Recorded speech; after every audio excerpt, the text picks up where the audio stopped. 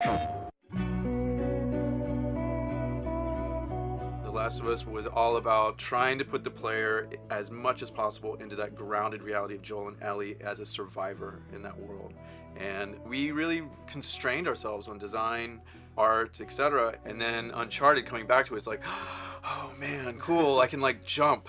Like, I remember on Uncharted 2, we like kind of just started figuring out set pieces and how to get set pieces on the stick, so you're really playing through a collapsing building or a sliding platform or fighting a helicopter.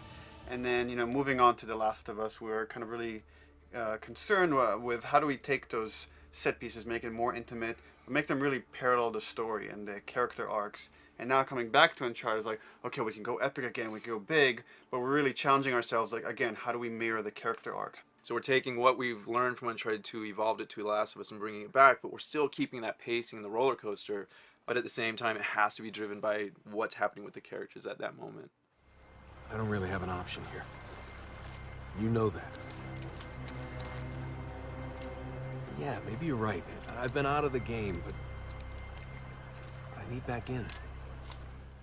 The Last of Us, we went to great lengths to try to create this reality, but we were still limited by the amount of overdraw the PS3 could handle, etc. And now the PS4 is allowing us to push so much more density. So it's fun to go back and go like, oh, look at the things we wished we could have done in Uncharted 1. It's just like, oh, this is easy. Like, let's just make this. So it's nice to be able to explore something and look back and go, wow, this is like, remember when we couldn't do any of this? It's kind of neat.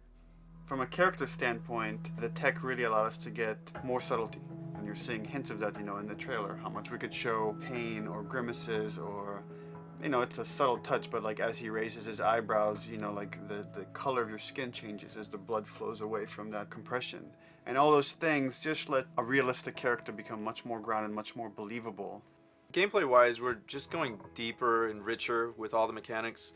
It's still going to be a roller coaster ride. It's still going to have that pacing. We still want you on the edge of your seat, but at the same time, we want to make sure that you as players, I as a player, want to play this thing and feel invested. And we want to make sure we have that with the epic, with the pacing, with the characters that we're known for. And our motto on Uncharted 2 was always keep it core. No matter how big the set piece gets, keep it on the control stick, keep the core system. So taking that into Uncharted 4 is like, okay, knowing we want to keep it core, how do we expand Nate's core moveset? How do we build more systems that will give the player more options, more ways to kind of approach, whether it's exploration, traversal, or combat?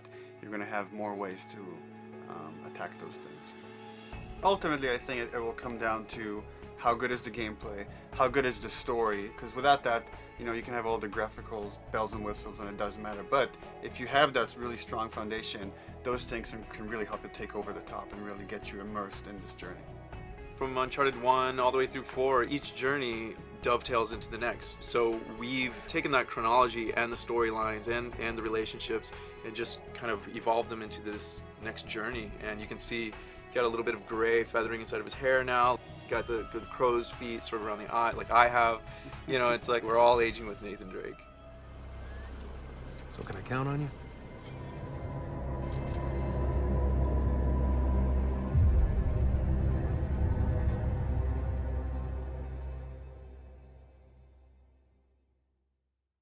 PlayStation